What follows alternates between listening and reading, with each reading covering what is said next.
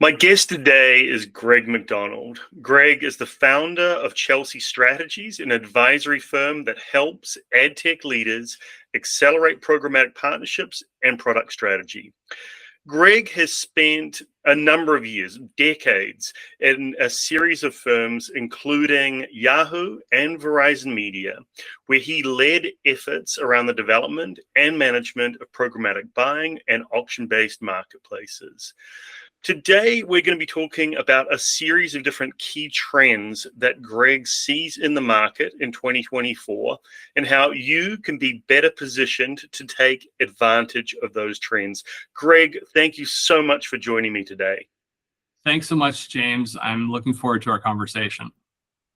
Excellent. Now, Greg, I know that you have identified a number of trends. I think in a recent post, you outlined at least 9. I don't necessarily intend to get into all 9 today, although I think I want to focus on a couple of specific ones and also how some of those interact. And I want to start with something that isn't necessarily a trend, but a feature of ad buying in 2024, which is, of course, in the US, the election. Firstly, talk to me about the constraints around political, because not all ad tech players choose to really engage with political ads. And why is that? So indeed, every 4 years, the US has presidential elections, and that's really when we see, when we talk the most about it.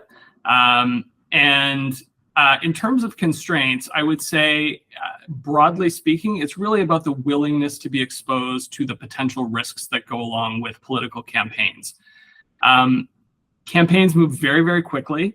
And ads are often responding to things that occurred in a news cycle.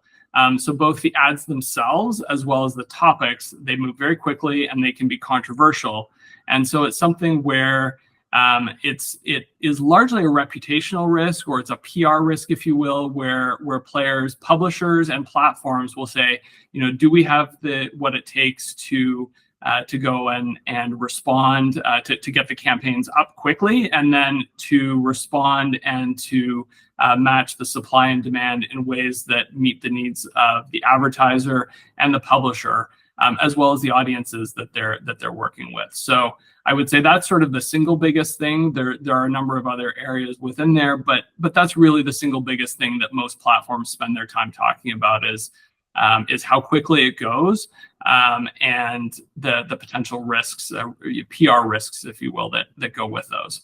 And just on that point, and I don't claim to be an expert in this area, but I believe that there is sort of more of an onus on publishers and ad tech providers to check that all of the entities they're interacting with are genuine political entities. I know some of them try to do things like set up databases, etc., to make sure they understand all the entities that they're working with. Is that just an extra hurdle for anyone who's trying to engage in a programmatic manner?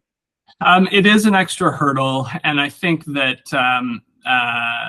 it's something that sort of leads to one of the other dynamics that's going to be, it's not new, but I think it's going to be much more present with AI this year, which is the ability for AI to really power creatives to create deep fakes, whether that's audio or visual or both. And so you want to know both, it's kind of a know your customer perspective, but then also know your creative, and because you don't want to become a vehicle for disinformation. That's, again, not a new problem in digital marketing at all, but it's one where the stakes are much higher when it comes to political and to election cycles, and it's one where the incentives are very high for bad actors to try to step in. You're actually already answering one of the questions I was going to ask you, which is, around what's going to be different this election cycle. And clearly sort of AI and deep fakes are a big part of that. If I'm a programmatic ad tech player, what am I trying to do to protect myself during this election cycle? So again, you're going to be looking at knowing your customer, understanding who they are, where they're coming from, and you're going to be doing creative validation. You're going to be looking at it in a number of different ways, and then really making sure that you've got people on the front lines at all the different parts of the supply chain to check that things are going right, and you're going to have contracts, you're going to have procedures, and you're going to have technology that is helping you try to make sure that you've got good actors and the right ads that are going where you want them to go. And how do you expect the programmatic spend to play out this election cycle? There's this question of how much of it's going to be targeted specifically at those key swing states or, undecided voters, or is this a case where the extra spend sort of raises all boats, or the rising tide raises all boats, and so we might actually see bidding up in all the programmatic markets and additional beneficiaries beyond that political vertical? So that's a great question. And I think something that was a shift probably the last cycle 4 years ago, but I'm not sure everybody realizes, is that political ads have really made the shift to CTV and video formats. It's longer format, it's more engaging, it's higher impact. And so that was something that happened and that we can certainly expect to see continue. And I think that the buyers will continue to lean into those formats even more heavily than they might have in the past. But on the point of what are going to be some of the impacts on the marketplace, certainly, are people going to be buying in targeted swing states as well as overall? Yes. It's not an either or, it's certainly going to be both.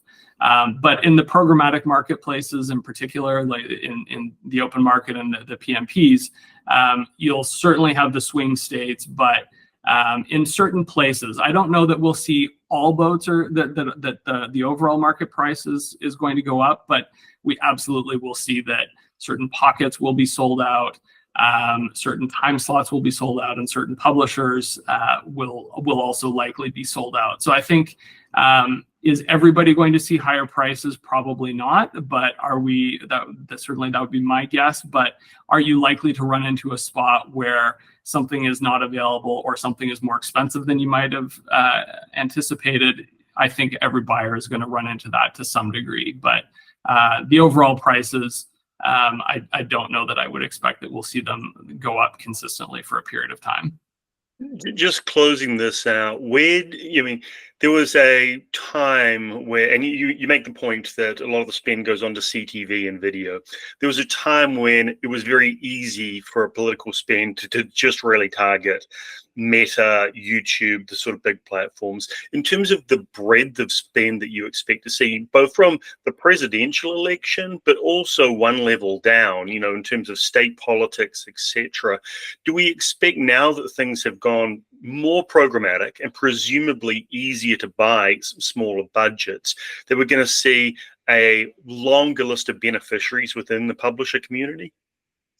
I think that's right. I think we'll see a longer list of beneficiaries. And I think, again, the other thing that I'm not sure everybody realizes is, while it is most in the spotlight in a presidential election year, it is an always on thing. I mean, we have midterm elections, but then beyond that, you've got advocacy on different issues that happens all the time. And so that really benefits a lot of players. And where it used to be popping up a political team once, every presidential cycle, it's now much more common that you've got political teams or dedicated resources across platforms especially, but to a lesser degree publishers who are doing that throughout the year, and where it's actually somebody's job. But yes, all the down ballot measures and the other measures certainly should I think it's already starting to benefit those, just because of, again, higher sell through in different spots and the concentration on CTV. So it is a much bigger opportunity for more players, for the players that are in it, at least. Okay, let's change directions a little bit away from political and talk about how two other trends that you identify might interact. And one thing that you call out in your post is the rise of retail media networks, which is, to be fair, has been a trend for a couple of years now, but is really sort of peaking. The other trend that we know is occurring is privacy, more potentially privacy headwinds for the industry, particularly with Google third-party cookie deprecation. And the reason I'm interested in this interaction is that retail media networks have some particularly interesting data that they're always trying to leverage. And of course, they're going to be able to leverage it on their owned and operated sites.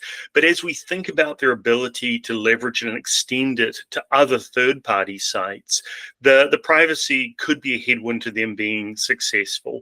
How do you see this interaction playing out? So certainly those two things are absolutely related. Because of the push towards privacy that has driven this growth in retail media or commerce media networks. It certainly started with retailers, but really anybody who's got first-party loyalty data, which in travel, finance, any vertical that's got loyalty data is exploring this space.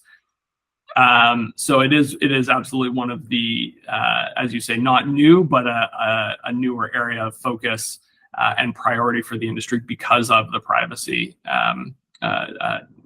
shifts in privacy that have come from Google and Apple, as well as governments themselves. So, you've got, maybe to take a step back, you've got players like Target who have been doing this for many years. But you've also got new retailers and again, different categories, finance, travel, and others who have this first-party data that are really getting into the space. So Marriott and Chase have been very public about their entry here, Home Depot as well, and we are certainly going to be seeing more of these in the coming months.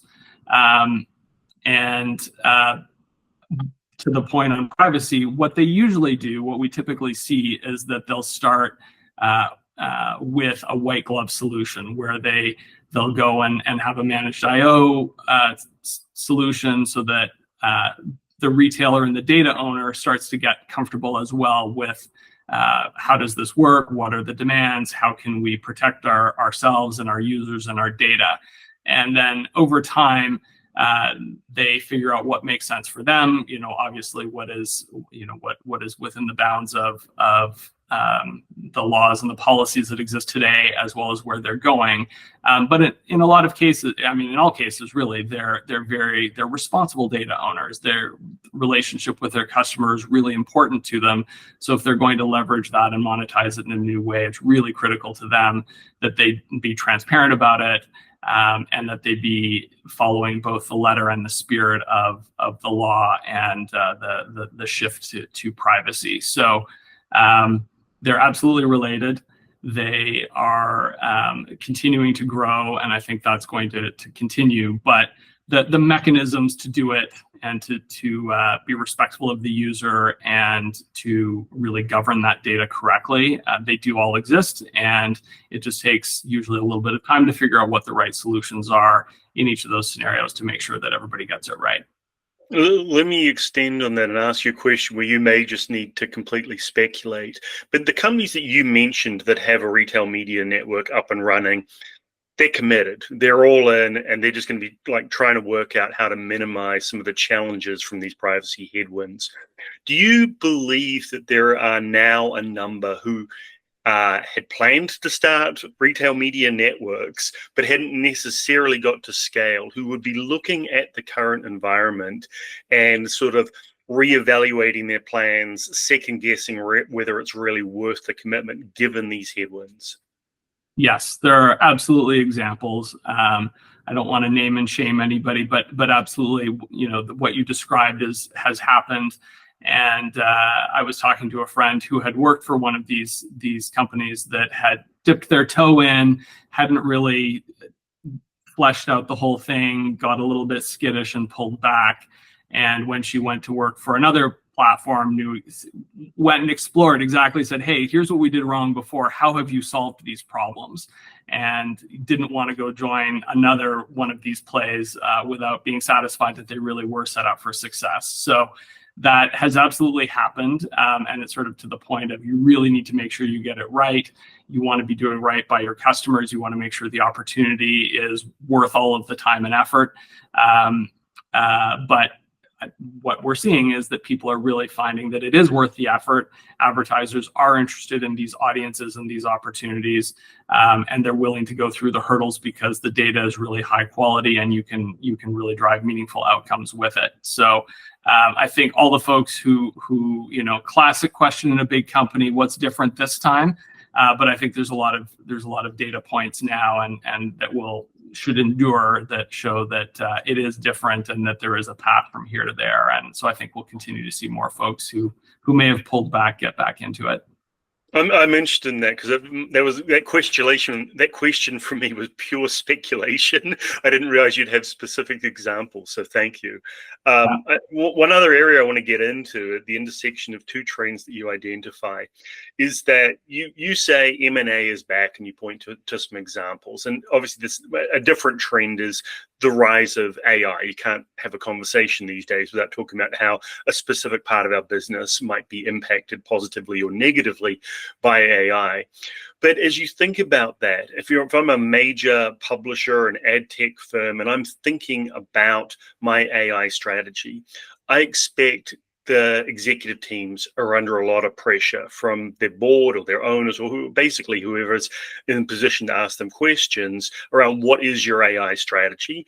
And I think a few of them may have been unprepared, and so they're trying to play catch up. And so they may be looking at acquisitions to basically say, yeah, look, I'm doing things in AI now. And so I always worry when I see a dynamic like that when I see companies under pressure to do acquisitions in a catch-up type of mode, that they could be pretty poor acquisitions. There might not be a good path for integration, and that it's actually can lead to a somewhat problematic environment for the industry. So I guess the first question is, I'm making a pretty strong assertion that this could actually be problematic. How do you see this playing out? I mean, look, it didn't take AI for companies to make bad choices and poor acquisitions, but certainly it has added pressure there. So absolutely, yes, that can happen, and arguably probably has happened, but time will tell, because it's both the acquisition, but as you talked about integration, I think that's often an underinvested area, and it's one that we do help companies with, because you want to really get the most for your money when you after you go and do all that due diligence. So I think with any M&A decision, you need to go back to first principles. What are we trying to achieve? How does this play out? Where does this fit? And then you also need to make sure that the incentives for the leaders are the right ones. I mean, often I think that's where it goes off where things get lost, is that leaders are incentivized to do a certain number of acquisitions, and so they're just trying to hit their target, and it doesn't matter if it's a good one. Or the leaders need to check an AI box, and again, might not matter if it's the right one. So really looking for what are the problems we're trying to solve, and if AI is one of them, then finding the right acquisition or the right way to check that box. But that risk is absolutely there, but I don't know that it's any more present because of AI than it might have been with any of the other previous trends. Let's talk about where AI has the most potential to positively impact the business. And there's a continuum in terms of, content generation. I saw that Yahoo recently acquired a AI news company. There's sort of the ability to positively impact ad creative. There's the ability to impact data and analytics. I guess two different questions related to that. One, where do you see the most ability for AI to have a positive impact? And then looping back to what we just discussed on the mergers and acquisitions side, in the short term, is that the same place where we might expect to see M&A activity? So I think there's, you point to those two sides. I almost think of the content generation. I think of it both in terms of, creating news articles, for example, as well as creative. I would put both of those things in the same bucket.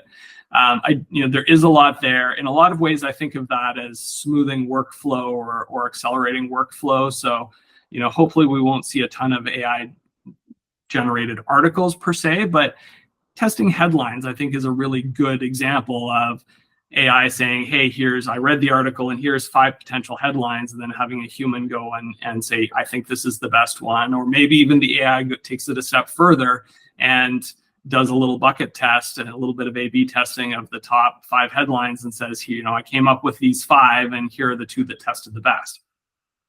So I think that will help drive engagement. Creative is kind of a similar version of that, of like, which of these does the blue or the pink background work better. So I think those can help improve the user experience and the engagement on the site. But when you talk about monetization, it's really the algorithmic side of things that really scale things, whether it's cookieless targeting solutions or ML optimization or planning or measurement solutions. I think those things really can scale the business in a way that nothing else can. And let's be clear, ad tech has been using machine learning and other kinds of AI since pretty much the beginning. It was always about the automated buying and selling of ads. So I think more than a lot of other industries, we've all got a strong base in what is AI and where can it benefit our business. But again, from a monetization perspective, I think it's going to be really leaning into some of those automated algorithms that can scale the monetization, because 1 cent CPM on a publisher can really make a big difference, as you know. And I see that coming more from the algo side than from necessarily the creative side, but could be both. But so staying on that point in terms of how disruptive AI might be, is this a case of it's just an evolution? As you pointed out, ad tech's always had machine learning, and this is just the next iteration. So it's a yes, there's going to be improvements, but they're predictable and business will continue as usual. Or is this a case of true revolution where there's going to be some kind of step function, and within 18 months, couple of years, the industry won't look like the industry looks now? Where do you come out on that continuum? Certainly the industry won't look like it does because there's so many things that have changed. So, privacy being the single biggest one, but I think between privacy and AI, it's going to force us to think about how we do business differently. And so it's a number of different things coming together, but what's the same is that advertising was always about getting the right ad to the right person at the right time. And what technology has done over all this time is to make that more true and more accurate and more valuable, hopefully. And I think that we will certainly see an acceleration. That would be my prediction, that the ads become more valuable, and that the user experiences hopefully will follow as well. Okay. Thank you. If you think through the market trends that you've identified, either that we've talked about today or others that are in the list that you've identified, which do you think have the biggest impact on your clients? Or to put it another way, what are they either most scared by or most excited by? So I'll call out a few things. The areas of excitement. I'm going to force you for a ranking, though, if you do a few things. Sure. Fair enough.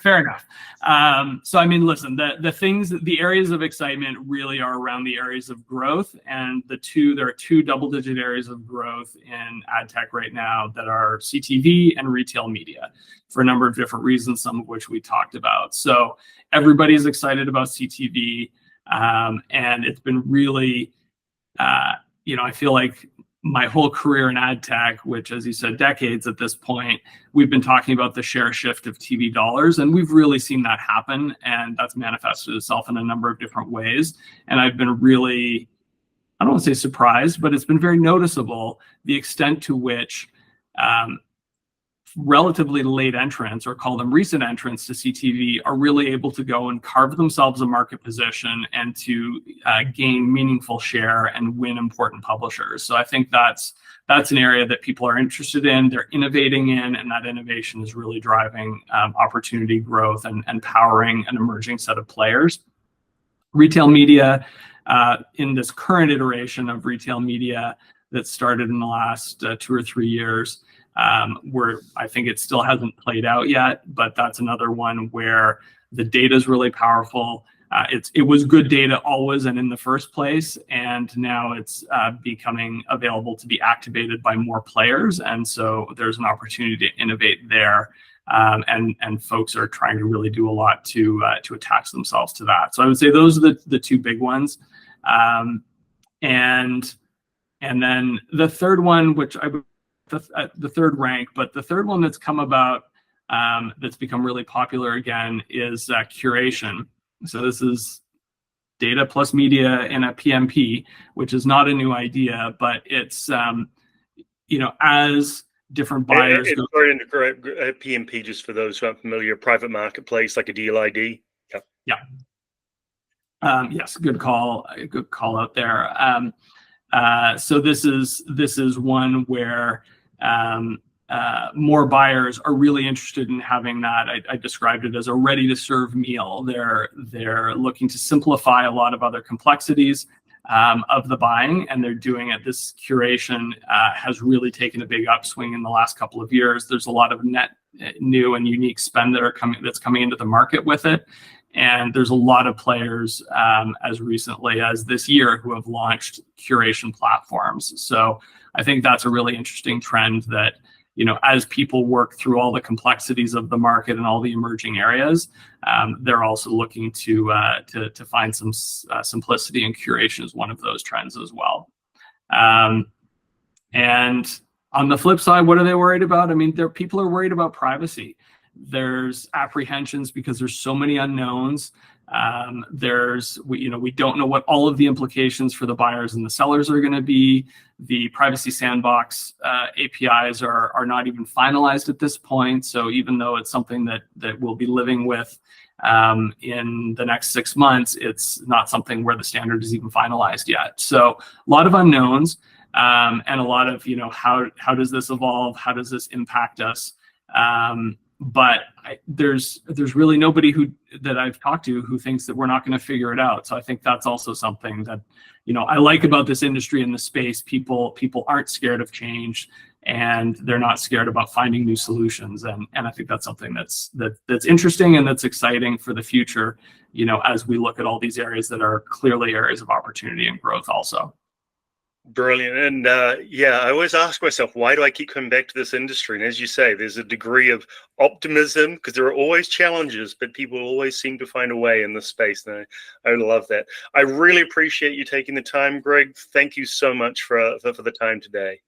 All right. Thanks, James. Great talking to you.